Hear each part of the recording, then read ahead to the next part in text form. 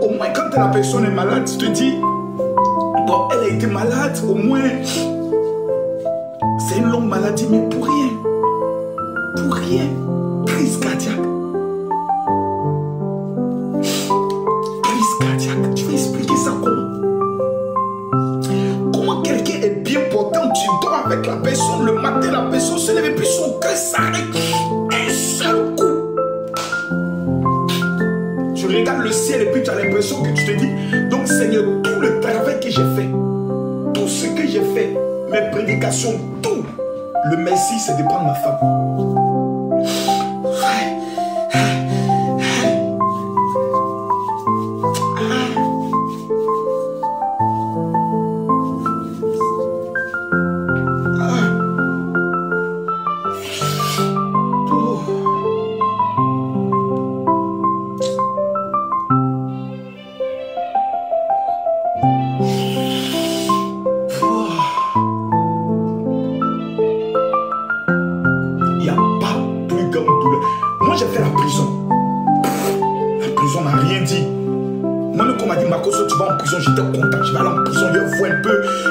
C'est quoi et autres. Mais paie ta femme. Amour de ta jeunesse.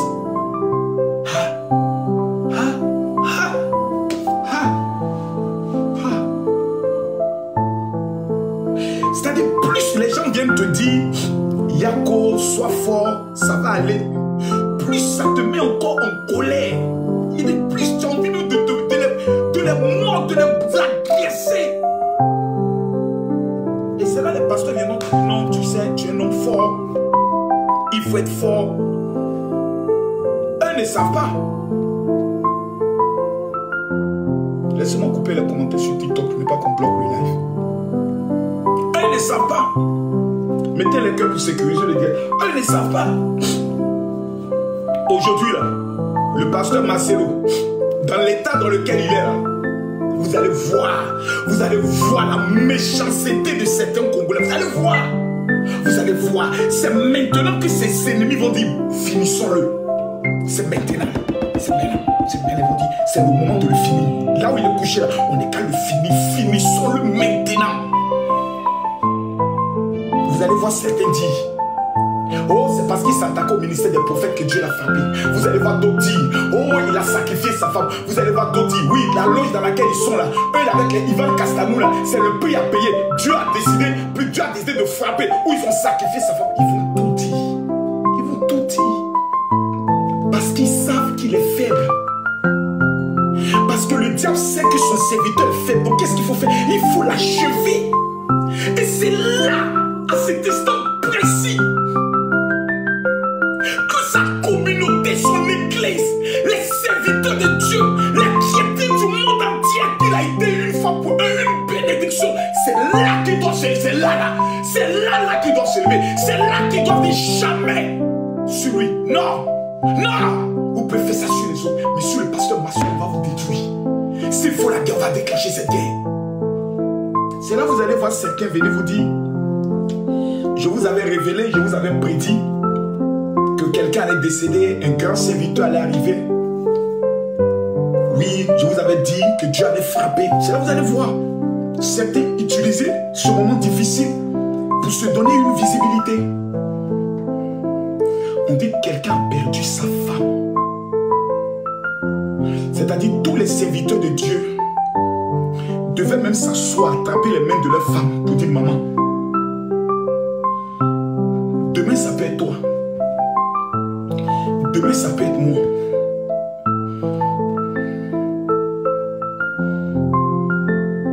Prions pour le pasteur Massio. C'est-à-dire, la mort est la seule chose qui ne te prévient pas. C'est la seule chose qui ne te dit pas j'arrive. C'est la mort. C'est la seule chose qui ne te prévient pas. C'est la seule chose qui ne va pas venir te dire j'arrive. On ne prépare pas. C'est-à-dire, c'est pas quelque chose pour dire je suis prêt. Non. Parce que toi dans ta tête, vous allez encore vieillir. Vous allez avoir 60 ans, 80 ans, vos enfants vont grandir, vont se marier. Il n'y a pas pire épreuve que d'enterrer la mère de tes enfants pendant que ces enfants ne sont pas encore mariés. C'est-à-dire le jour du mariage, tu pleures encore. Parce que tu aurais voulu voir combien de fois ta fille ou ton fils était beau.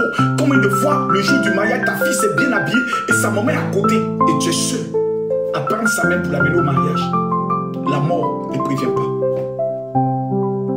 La mort ne prévient pas. Affaire Marcelo, nga benga bomba sali nzambe tinga benga bomba ancien parce que mutamona nzamba te baraba voiture bali abatumbongo. Marcelo, yo seka ki basi oyo.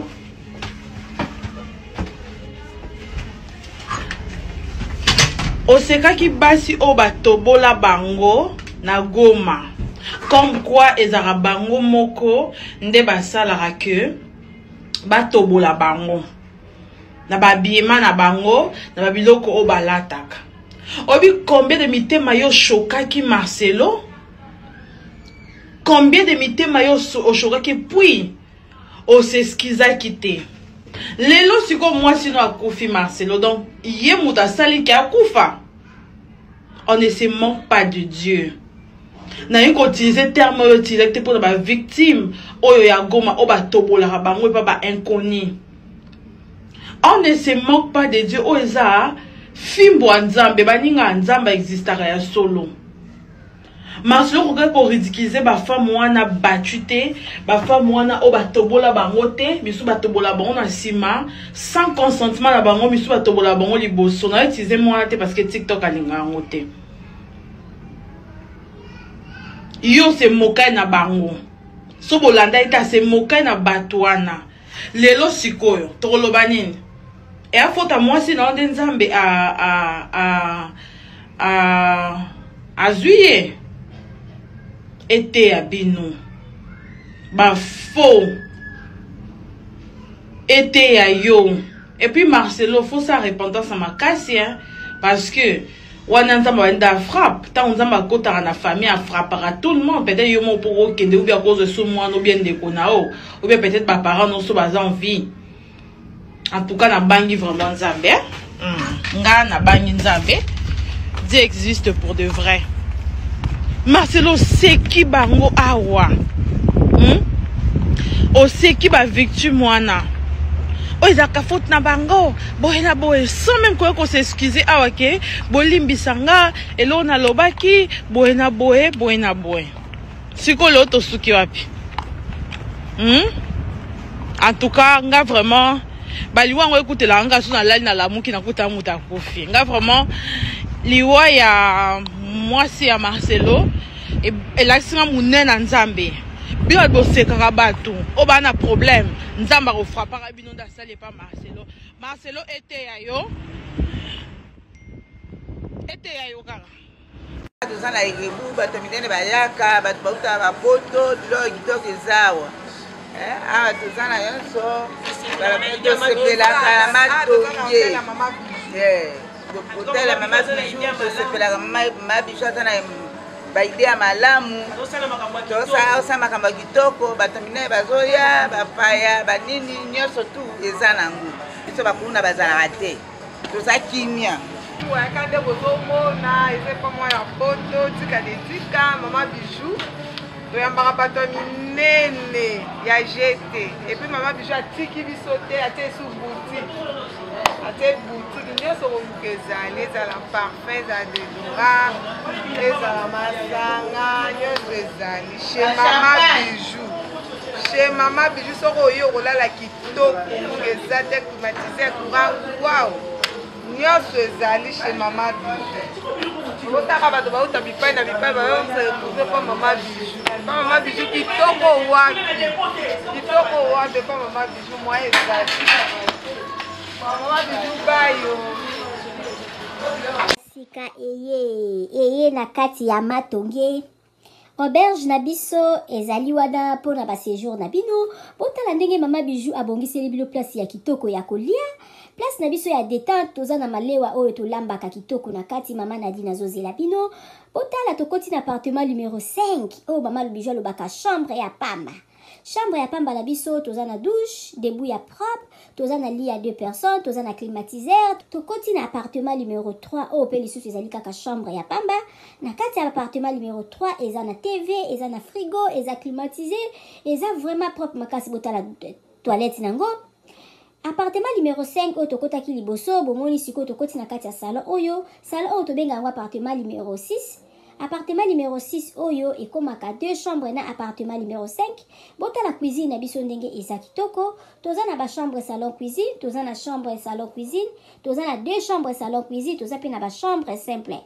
Botala place tobongisi pona koya kosala mwa repos bapaya koya kovanda. Botala appartement na biso ndenge eza kitoko. Appartement numéro 1 oyo tokoti na kati ezali appartement moko, donc eza na rez-de-chaussée, eza na $40 par jour. Soko koya ko umela mama bijou alobi ko banga te, mama bijou sololaka na ye kitoko. Botala appartement na biso ndenge eza kitoko. Botali toza na salle à manger, botali bakiti na biso ndenge ezali propre, botali cuisine na biso ndenge eza kitoko, ndako na biso eza kitoko, sécurité eza assurée. Mama bijou alobi benga ngai okozala jamais d'ici. Botala ndenge mama bijou abongiseli bino ba appartement na biso. Mama bijou alobi mbangu de pe mama malembe tokokoma. Botala mosala na biso ndenge ezotambola kitoko. Mama bijou alobi toza na problème ya maïté, toza na problème ya courant te, toza na départ unique, toza na groupe. Tema na yo ba appartement na biso tobandi à partir ya $15 seulement. Ozwi chambre na yo ya kolala ya bien. Soki pe okoya ko umela koleka ba 3 mois chambre wana ya $15, tozora ngo kaka na $10 balobi ya boye bozwi wapi soki kaka epa na biso na matonge na Irebu A37 te. Mama bijou alobi solution eza epa na biso. Aboye nanu ezala te. Tosaleli bino boutique na kati ya auberge.